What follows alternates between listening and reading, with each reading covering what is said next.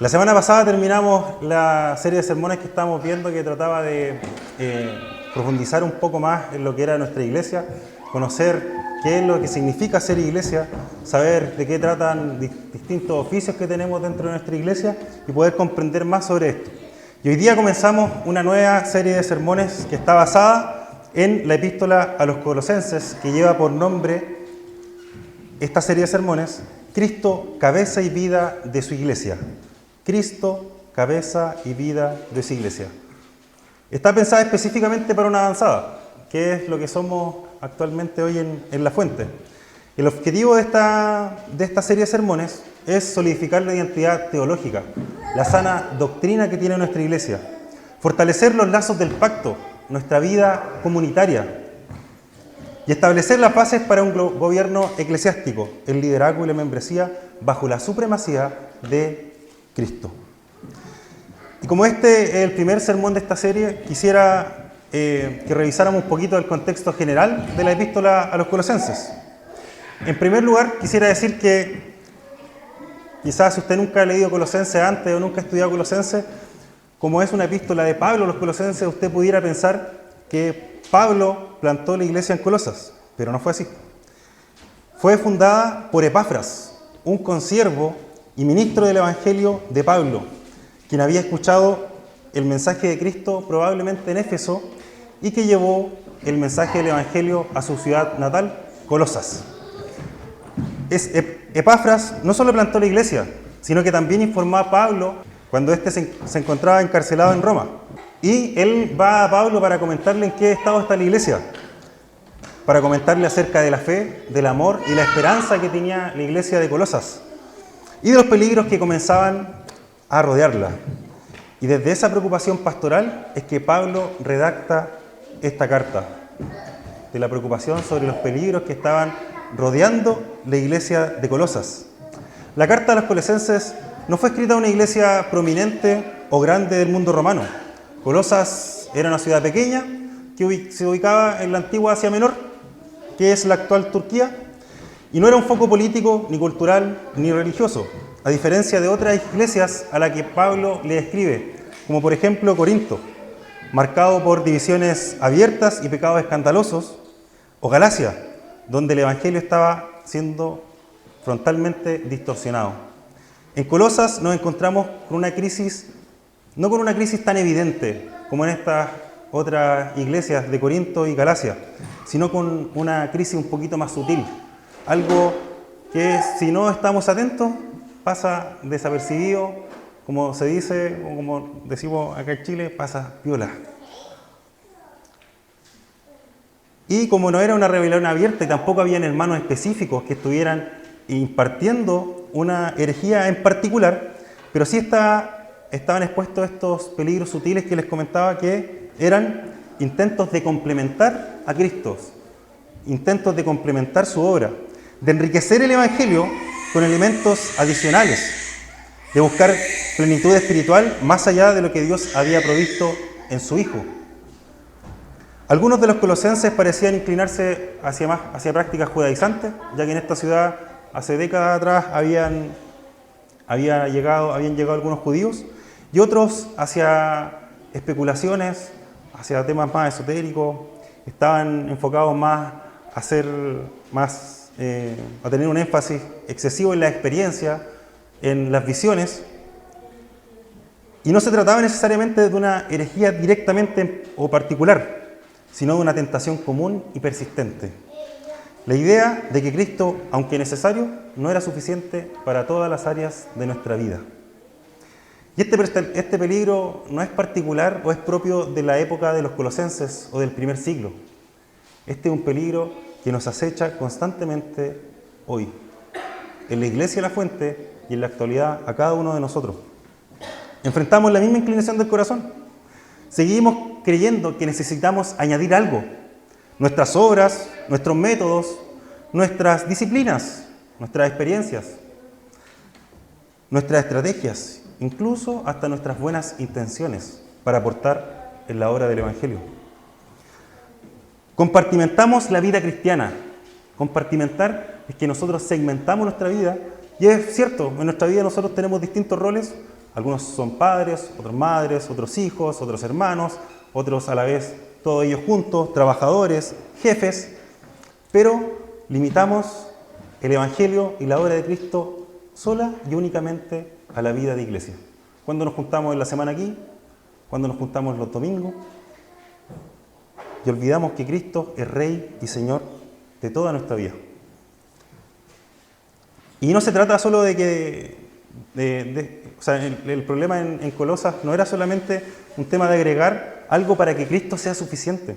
Como les decía, también se trata de que nuestra vida la segmentamos y no consideramos a Cristo como el Señor de nuestra vida. Y puede sonar redundante, pero Cristo es Señor de nuestra vida, y cuando nosotros declaramos que Cristo es Señor de nuestra vida, decimos que Él es Señor de nuestra maternidad, paternidad, de nuestra vida como hijos, como padres. Y antes de confrontar lo falso, Pablo establece lo verdadero. Y eso es lo que vamos a ver en esta introducción al libro de Colosenses, que es lo que acabamos de leer desde el versículo 1 al 14. Antes de hablar de la supremacía de Cristo sobre toda la creación, que se viene en el siguiente sermón, Pablo afirma quiénes son los creyentes y qué ha hecho Dios en el Evangelio por ellos. Y esto nos confronta a una pregunta que atraviesa no solo esta epístola, sino a toda nuestra vida cristiana. Y les quisiera pedir que tuvieran esta pregunta en mente. ¿Es Cristo suficiente no solo para nuestra salvación, sino para definir, para sostener y gobernar toda nuestra vida como iglesia y como creyentes individuales? ¿Es Cristo suficiente para eso? ¿Para definir, sostener y gobernar nuestra vida completamente? ¿Es Cristo Señor de tu vida? Esa es la pregunta que Pablo comienza a responder en el texto que acabamos de leer, afirmando la identidad de la iglesia y la obra soberana de Dios en ella. Y con esa pregunta en mente nos vamos a ir a los primeros 2 versículos de esta porción,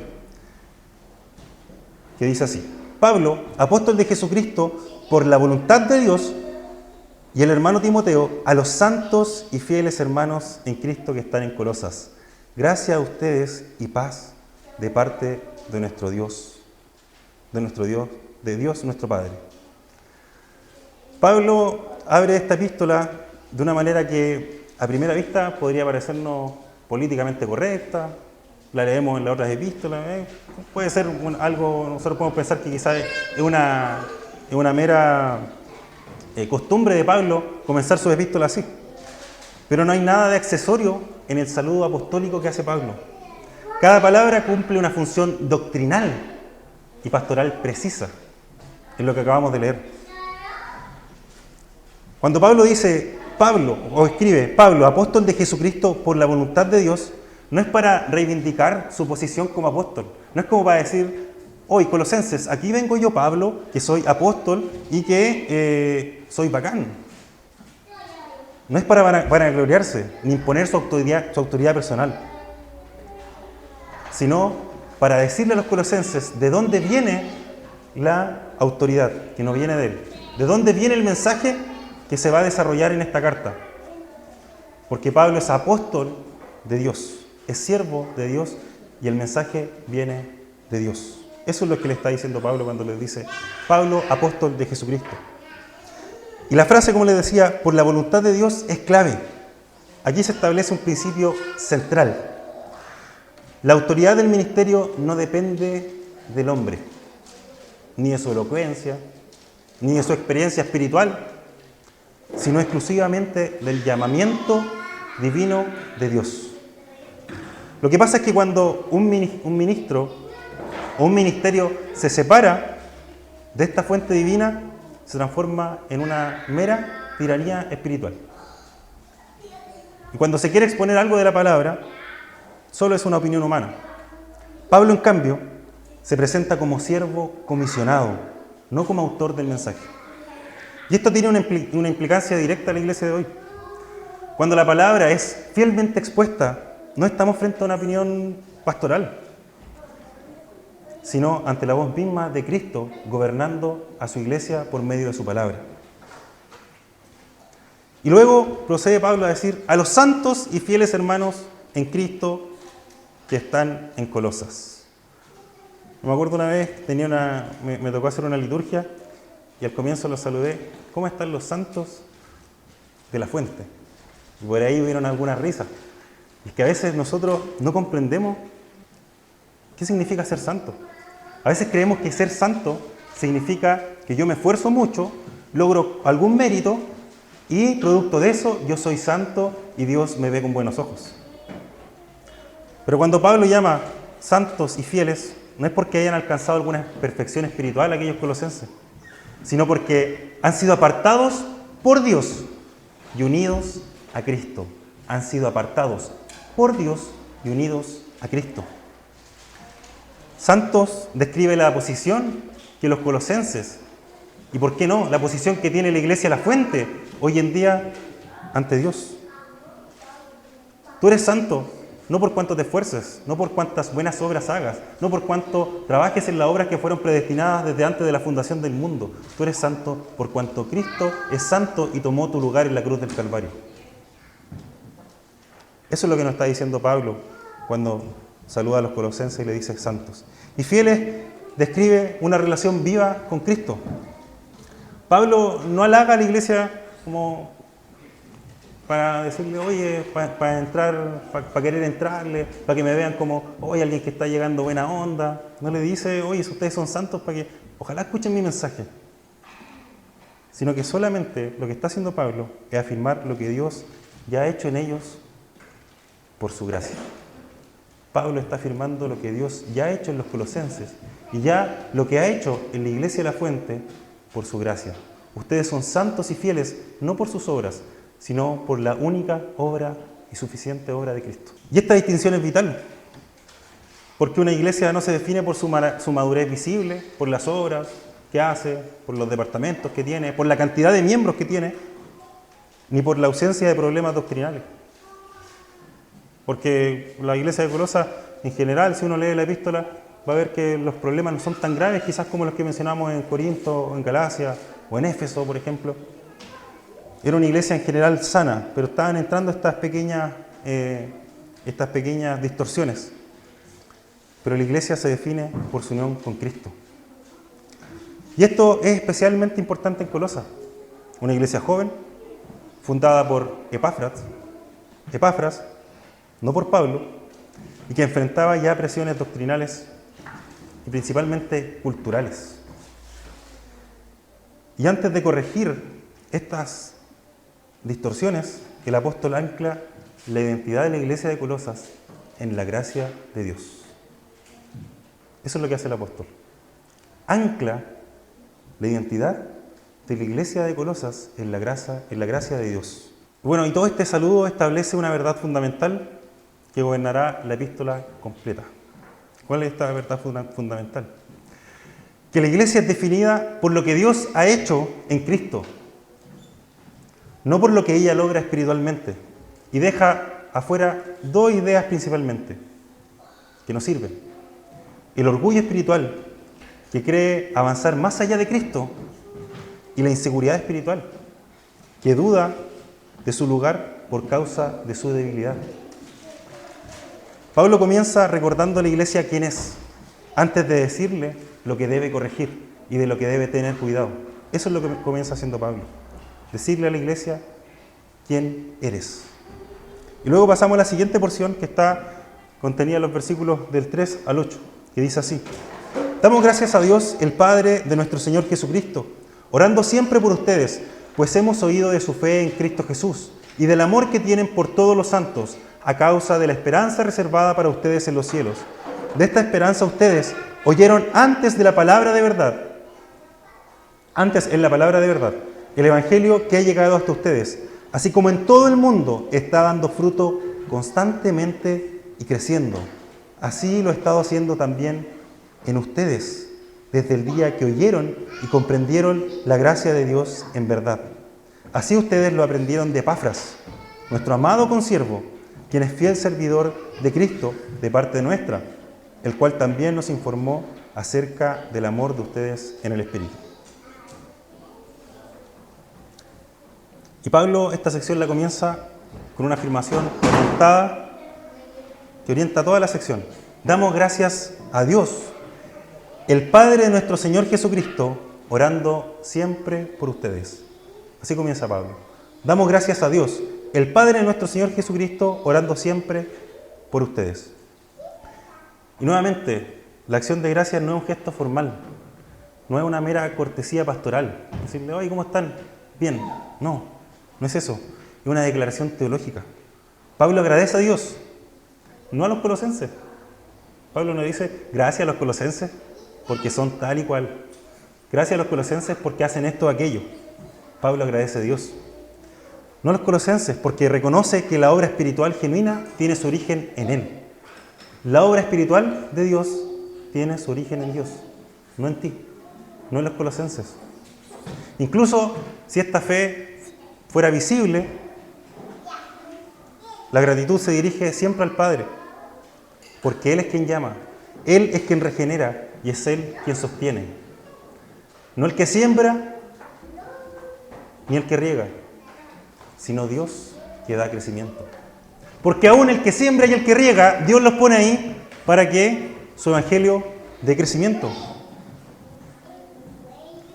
Además, Pablo une la gratitud y oración y no agradece una vez y sigue adelante, ora siempre. Esto revela una convicción profunda. La obra que Dios ha comenzado en la iglesia debe ser continuamente sostenida por Dios mismo.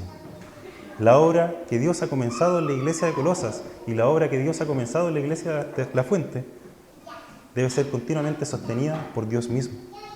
No hay espacio para la autosuficiencia espiritual. No hay espacio para decir, yo soy así y asá y yo voy a lograr por mis méritos esto. No hay espacio para eso. Y aquí desde el inicio se establece que la vida cristiana no avanza por independencia, sino por dependencia constante del Padre, mediada por Cristo. Luego pasamos a los versículos 4 y 5, donde Pablo explica la razón de su gratitud. Y dice lo siguiente: pues hemos oído de su fe en Cristo Jesús y del amor que tienen por todos los santos, a causa de la esperanza reservada para ustedes en los cielos. La fe que menciona Pablo acá tiene un objeto específico, que es Cristo. Y es que la fe de los colosenses no estaba en sus capacidades, en sus habilidades, en sus dones. No estaba ni siquiera en sus hermanos. La fe de los colosenses estaba enraizada en Cristo Jesús y en su obra redentora. Esa era la fe de los colosenses en Cristo. La fe de los colosenses no descansaba en un sistema religioso ampliado, un sistema religioso que quería agregarle algo al Evangelio o a la obra de Cristo, sino en Cristo mismo. Y el amor, por su parte, se dirige a todos los santos, y esto es clave en Colosas. ¿Por qué? Porque dice que el amor de los colosenses era para con todos los santos, y está refiriendo específicamente a la iglesia de Colosas. Y eso es fundamental, porque era una iglesia que estaba recién comenzando a recibir algunas distorsiones, que se quería empezar a distorsionar un mensaje, pero al tener amor, los colosenses tenían la capacidad de poder decirse el uno al otro: oye, ¿estáis mal? Esto no es así. Esto es lo que enseña la Sagrada Escritura. Esto es lo que enseña el Señor. Y también el amor llevaba a estos colosenses y nos debe llevar a nosotros a entender que a pesar de nuestras diferencias, lo que nos une es nuestra fe en Cristo Jesús. Y aquellas diferencias doctrinales que pueden ser peligrosas, claramente debemos pulirlas, debemos limpiarlas y debemos sacarlas de nosotros. Pero Pablo va más profundo, va más allá. La fe y el amor que menciona él en esta porción existe a causa de la esperanza que tienen los colosenses. De la esperanza que tienen los colosenses.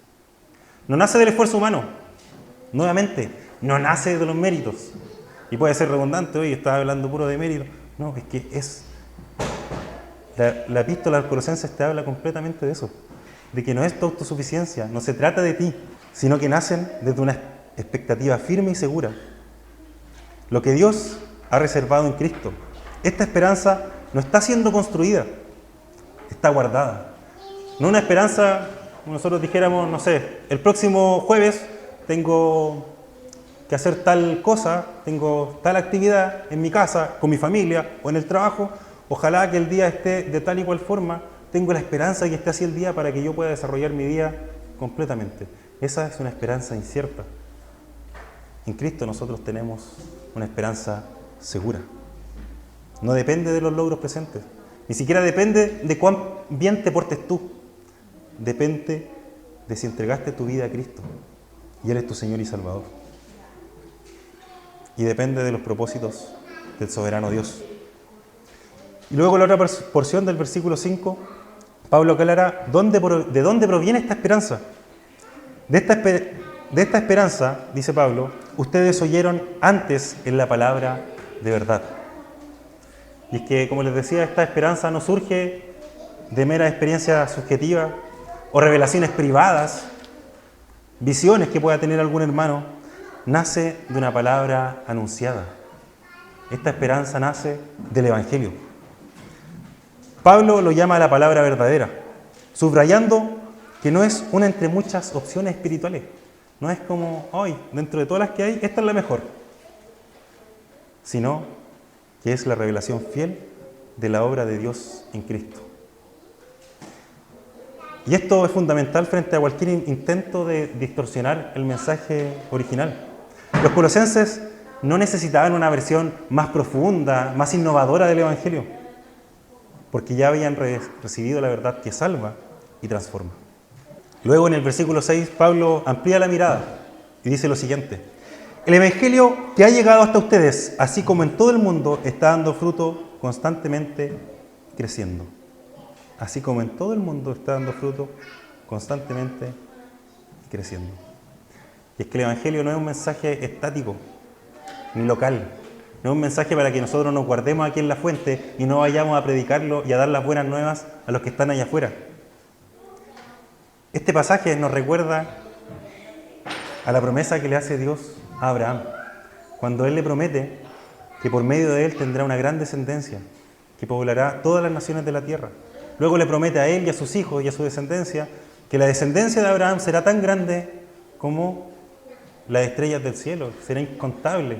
Y ese es el fruto que está dando constantemente y el crecimiento del Evangelio en la iglesia en Colosas y el crecimiento que debe dar hoy en la iglesia de la Fuente. Este crecimiento, como les decía, no depende de la cultura, del contexto ni de la capacidad humana. Es el resultado inevitable de la eficacia del Evangelio. Es el resultado de la eficacia del Evangelio. Donde Dios obra, hay fruto. Y Pablo añade una nota clave. Desde el día que oyeron y comprendieron la gracia de Dios en verdad. El crecimiento espiritual no comienza con técnicas ni disciplinas. No comienza con un marketing. No comienza con, oye, vamos a hacer tal campaña, hagamos tal cosa para que venga más gente y se llene la iglesia. Y podamos tener más cosas, podamos hacer más cosas y nos podamos ver de tal manera hacia las demás iglesias, quizás de nuestro presbiterio. No se trata de eso. Porque donde la gracia es comprendida correctamente, la vida es transformada de manera progresiva. Donde la gracia es comprendida correctamente, nuestra vida y tu vida es transformada progresivamente. Y ya terminando esta sección, pasamos al versículo 7 y 8, donde finalmente Pablo menciona a Epafras, la persona que fundó la iglesia en Colosas. Así ustedes lo aprendieron de Epafras, nuestro amado consiervo, quien es fiel servidor de Cristo de parte nuestra, el cual también nos informó acerca del amor de ustedes en el Espíritu. Epafras no es presentado como un pastor innovador, como alguien elocuente, con muchas capacidades, o que viene a agregar una enseñanza superior al Evangelio. Su valor está en su fidelidad. Ahí está el valor de Epafras, en la fidelidad a la palabra del Evangelio. Y fue un instrumento confiable usado por Dios para transmitir el Evangelio tal como es, sin alteraciones y añadidos, que el Evangelio no necesita de tu elocuencia, no necesita ser adornado por tus palabras. El Evangelio, tal cual es suficiente. Y esto refuerza un punto central. los colosenses ya habían recibido el verdadero evangelio. Nuestra iglesia, la fuente, ya ha recibido el verdadero evangelio. Y los colosenses no estaban espiritualmente atrasados o incompletos, porque ya lo habían recibido completamente. Cualquier intento de ofrecer algo mejor o más completo es en realidad una amenaza a la suficiencia de Cristo. Nosotros podríamos pensar en nuestra iglesia. Somos parte de una iglesia presbiteriana, una iglesia reformada, de sana doctrina, y muchas veces nos sentimos orgullosos de eso, y está bien que nos sintamos orgullosos de eso. Quizás aquí en este púlpito no has escuchado una herejía, quizás no has escuchado algo que ataque directamente a la sana doctrina, pero tenemos el mismo problema que tienen los colosenses, que es lo que le mencionaba al comienzo. Estas sutilezas de querer agregarle algo al evangelio, de querer añadirle algo, de querer agregarle algo a nuestras vidas. O cuando el evangelio nos dice, en esta área de tu vida, esto no debe estar, no, Señor, pero déjame negociar con esto y yo puedo avanzar. Y después las consecuencias son inevitables. Y en estos versículos Pablo establece nuevamente otra verdad fundamental, y es que el evangelio es suficiente por la obra de Dios, desde el inicio hasta el fruto. Dios es quien llama, no una persona, no un pastor, no un presbítero, no un diácono, no un líder. Dios es quien llama. Dios es quien anuncia, porque Él es quien usa a siervos fieles para predicar su evangelio. Dios es quien produce fe, amor y esperanza. Y Dios es quien hace crecer lo que Él mismo ha sembrado. Sobre esta base, Pablo avanza hacia la oración, no para añadir algo al evangelio, sino para que la iglesia siga creciendo bajo el señorío de Cristo Jesús. Y así dice Pablo de los versículos 9 al 14, que ya es la última sección de este sermón. Por esta razón, también nosotros, desde el día que lo supimos, no hemos cesado de orar por ustedes, pidiendo que sean llenos del conocimiento de su voluntad en toda sabiduría y comprensión espiritual, para que anden como es digno del Señor, haciendo en todo lo que le agrada, dando fruto en toda buena obra y creciendo en el conocimiento de Dios. Rogamos que ustedes sean fortalecidos con todo poder según la potencia de su gloria, para obtener toda perseverancia y paciencia, con gozo, dando gracias al Padre que nos ha capacitado para compartir la herencia de los santos en la luz. Porque Él nos libró del dominio de las tinieblas y nos trasladó al reino de su Hijo amado, en quien tenemos redención, el perdón de pecados. Después de dar gracias, Pablo, por la obra visible del Evangelio en la iglesia de Colosa, él no concluye que la iglesia ya ha alcanzado su madurez completa. Y tampoco los exhorta a esforzarse para poder conservar lo que ya han recibido. No les dice, oye, sigan en esto, sigan en su fe, sigan en su amor, sigan teniendo esta esperanza para que mantengan lo que Dios ya les dio. En lugar de eso, ora. Y al hacerlo, confirma lo siguiente. El mismo Dios que inició la obra debe continuarla y llevarla a su plenitud. En el versículo 9, Pablo comienza diciendo, por esta razón, también nosotros desde el día que lo supimos, no hemos cesado de orar por ustedes. La constancia de la oración apostólica no responde a una crisis inmediata, porque la iglesia no estaba viviendo una crisis compleja inmediatamente en ese momento, sino a una convicción teológica. Y eso es lo que busca la epístola a los Colosenses, más que atacar directamente alguna falsa doctrina o enseñanza, es reforzar, y es lo que comienza haciendo Pablo, la convicción teológica de que Cristo es supremo sobre todas nuestras vidas, de que Cristo es suficiente, precisamente porque Dios ya está obrando. Pablo ora para que esa obra no se detenga. La oración no reemplaza la gracia, descansa en la gracia. Lo que Pablo pide es significativo. Dice lo siguiente, pidiendo que sean llenos del conocimiento de su voluntad, en toda sabiduría y comprensión espiritual. Y este conocimiento nuevamente no apunta a revelaciones secretas o revelaciones superiores, como las que seducían a algunos en el contexto de los colosenses. no una especulación ni acceso privilegiado. Es una comprensión espiritual de lo que Dios mismo concede y que capacita al creyente para vivir conforme a Él. Y así es que desde el inicio Pablo establece que el crecimiento espiritual nuevamente no se autogestiona, no depende de ti. Es una obra que debe ser pedida porque solo Dios puede otorgarla. Y luego en los versículos 10 y 11, Pablo nos muestra el propósito del conocimiento por el cual ora para los colosenses, para que anden como es digno del Señor, haciendo en todo lo que le agrada, dando fruto en toda buena obra y creciendo en el conocimiento de Dios. Una vida digna del Señor no es definida por tu disciplina, no es definida por tus logros visibles, por lo que hagas o lo que dejes de hacer, sino por una correcta relación con Dios. Pablo describe esta vida con 4 rasgos fundamentales: fruto en buenas obras, crecimiento en el conocimiento de Dios, fortaleza espiritual y perseverancia gozosa. Pero el punto clave está en el origen de esta capacidad. Dice Pablo: rogamos que ustedes sean fortalecidos con todo poder según la potencia de su gloria.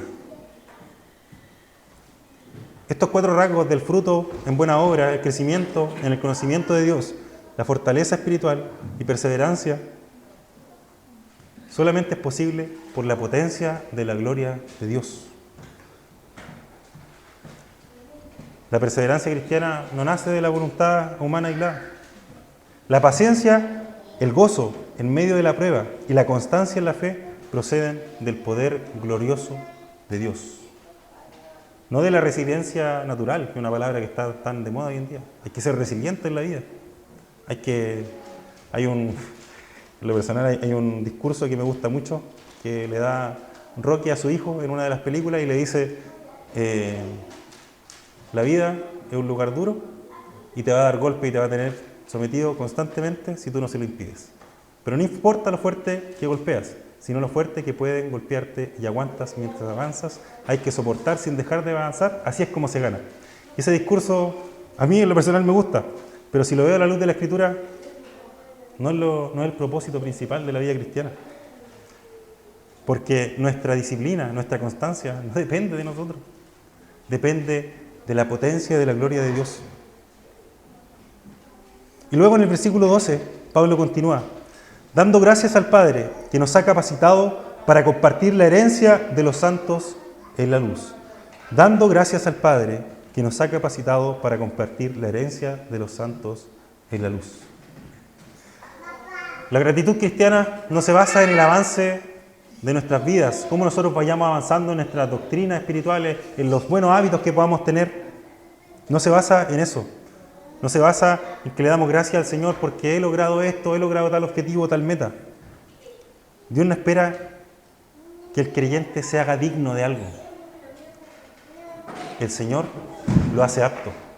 El Señor te hace apto a ti. ¿Cuántas veces nosotros no hemos escuchado a alguna persona, algún familiar o amigo que ha dicho: no, yo no quiero ir a la iglesia porque no estoy bien con Dios, tengo que mejorar? Cuando lo que nos muestra el Evangelio es totalmente lo contrario. Nos muestra que Dios saca a personas pecadoras y le imputa la justicia de Cristo y las hace santas. Y es solo Dios quien nos hace aptos. Y la herencia no es una recompensa futura por buen desempeño espiritual, sino un don concedido por la gracia de Dios. Y esto refuerza la lógica de esta oración. El crecimiento cristiano no es un ascenso hacia la aceptación, sino una respuesta agradecida a una aceptación ya concedida. Una respuesta agradecida a la aceptación que ya Dios te otorgó por medio de Cristo. Y ya finalizando los versículos 13 y 14, aquí Pablo llega al corazón teológico de la sección. Y dice lo siguiente: porque Él nos libró del dominio de las tinieblas y nos trasladó al reino de su Hijo amado, en quien tenemos redención, el perdón de pecados. La salvación no es descrita como una cooperación entre Dios y el hombre, según este texto, y según lo que escribe Pablo a los Colosenses en esta porción, sino una liberación de las tinieblas y un traslado al reino de su Hijo amado. El creyente no se movió a sí mismo, fue rescatado. Tú no negociaste una salida del lugar en el que estabas, fuiste trasladado por el poder soberano de Dios. Muchas veces, incluso hasta en la iglesia reformada y presbiteriana, nosotros escuchamos: tienes que aceptar a Cristo. ¿Quién eres tú para aceptar a Cristo? El Señor te escoge y no te pregunta. O muchas veces escuchamos: hoy Dios está a la puerta, abre la puerta para que Él entre. No, el Señor entra y no te pregunta y te rescata, porque Él es soberano. Y este lenguaje que usa Pablo en esta porción de los versículos 13 y 14 es intencional. Antes de hablar de crecimiento, madurez o fruto, en esta porción que acabamos de ver, Pablo ancla todo en una obra ya consumada, en la obra de Cristo Jesús. El perdón de pecados no es una etapa inicial que luego se deja atrás. Es la base permanente de toda tu vida cristiana. El perdón de pecados es la base permanente de toda tu vida cristiana. Porque no es que el Señor te salvó y después dejaste de pecar. Nosotros pecamos todos los días y a cada instante. Necesitamos el perdón de nuestros pecados constantemente. Y sin la liberación real del dominio de las tinieblas, no hay progreso espiritual posible. No podemos avanzar en nuestra vida cristiana.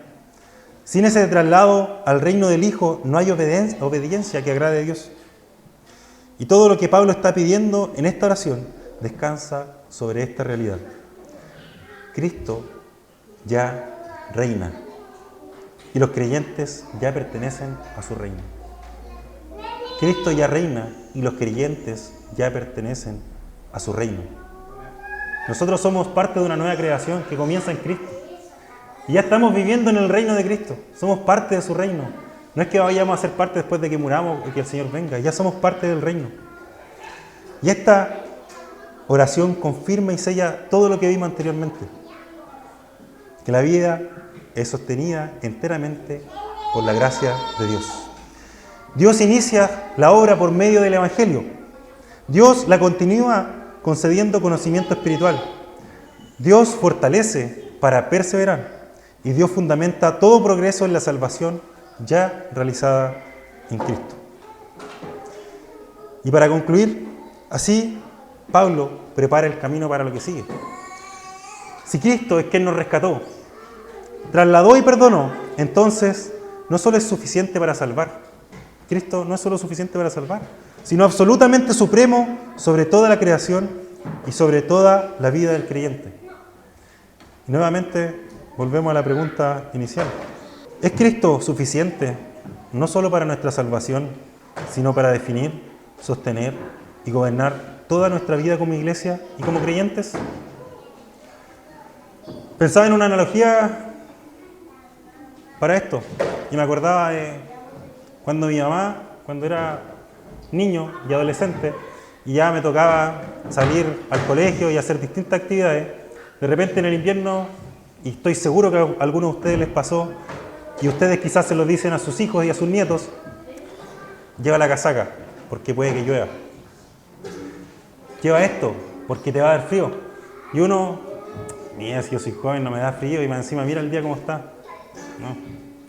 A mí me pasó en algún punto, que me pasó tantas veces eso, que mi mamá me advertía, y yo después no le hacía caso, que me di cuenta: oye, no, tengo que hacerle caso a mi mamá.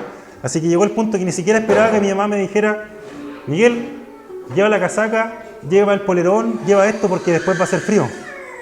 Yo solo lo llevaba. Y esta verdad de que Cristo es suficiente y reina sobre nuestras vidas es algo que nosotros podemos tener en nuestro raciocinio, que podemos estar pensándolo, pero es hora de que lo empecemos a vivir. Es hora de que lo empecemos a poner en práctica en cada una de nuestras áreas. El Señor no quiere solamente que tú destaques o que tú te esfuerces como cristiano en la iglesia. El Señor quiere que tú te esfuerces en cada área de tu vida, como padre, como madre, como hijo, como hermano, como trabajador. Que Él reine sobre tu vida. Pues cuando vayas a tu trabajo, no vayas pensando, hoy voy a ir a trabajarle a mi jefe por tal y cual cosa. Voy a trabajar por cuanto Cristo me puso en este lugar y por cuanto yo debo honrarle y por cuanto Él reina en mi vida y por cuanto Él reina en mi trabajo. Esa es la invitación que nos hace esta introducción. Oremos, hermano.